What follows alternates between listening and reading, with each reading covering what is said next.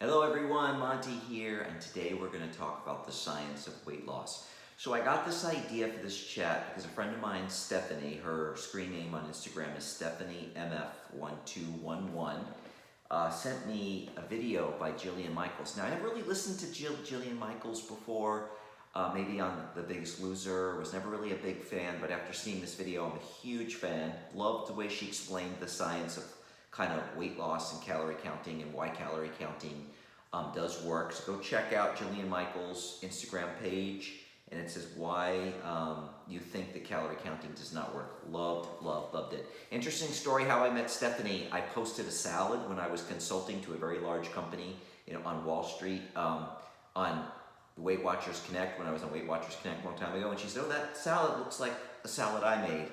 And I thought, well, what a funny comment to make, because a salad looks like your salad. I made it at a salad bar. It was kind of funny.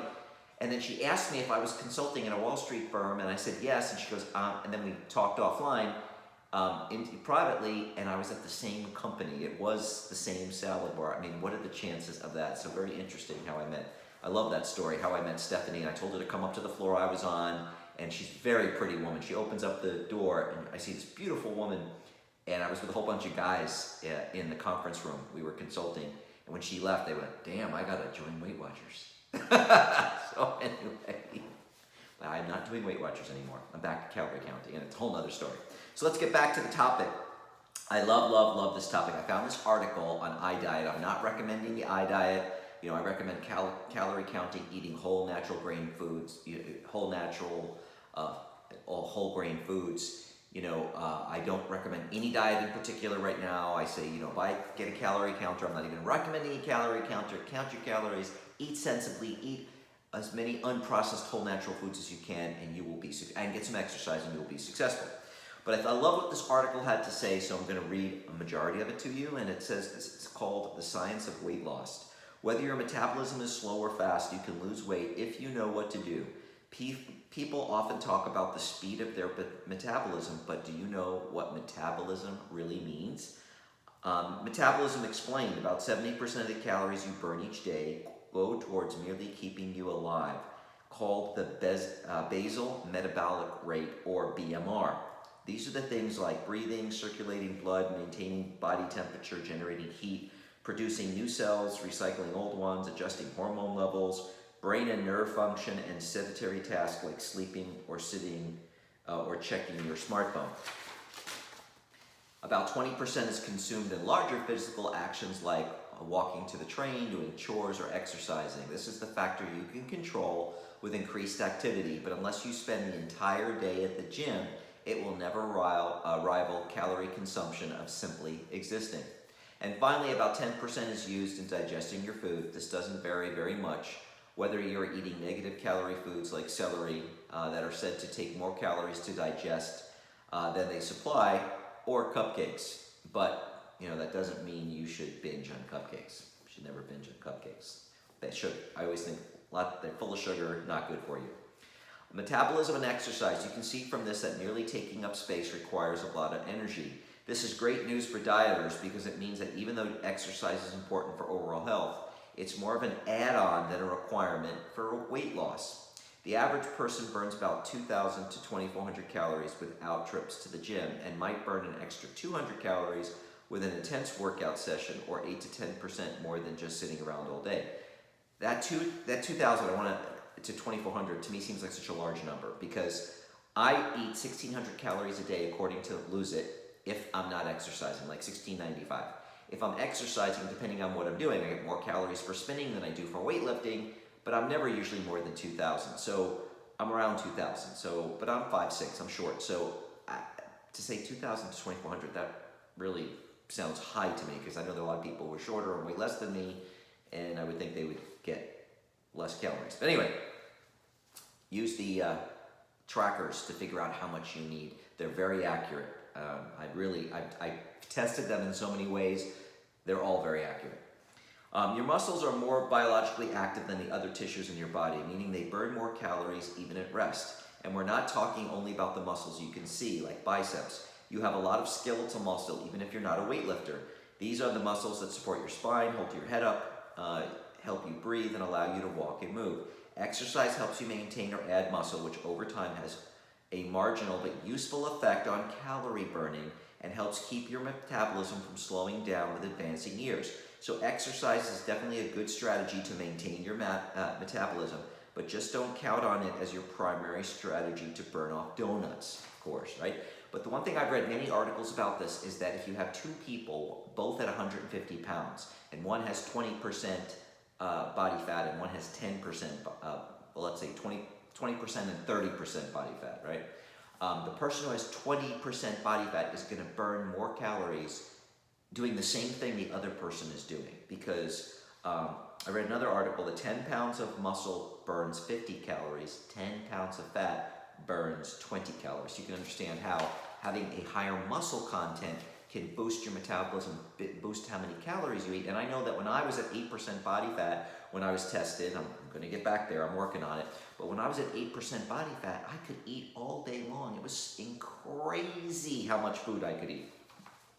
Okay, following a diet is stealing from your future for the illusion of results in the present. So, to the question of fat loss, let's take a look at all the reasons the scale might show a lower value when you begin a diet. We'll discuss each one in turn, as well as how to optimize the process.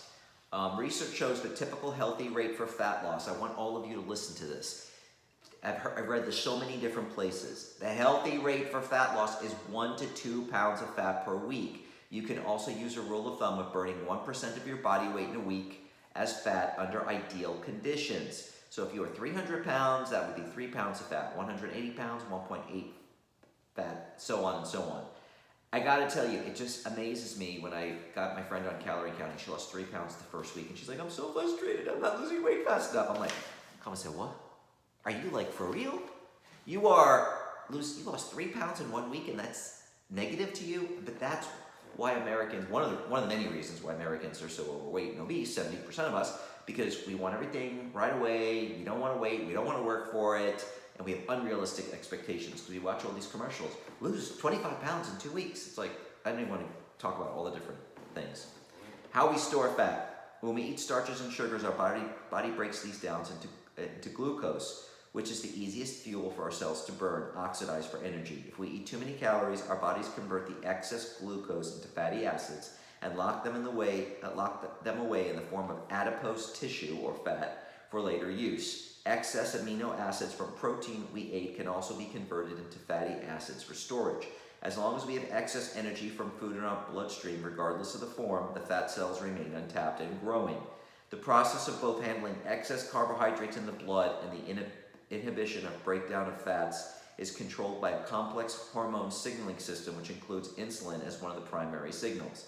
Elevated blood sugar from a meal triggers the release of insulin, which tells our fat cells to hold on to their energy stores and tells our muscle and other tissues to absorb and burn the glucose first.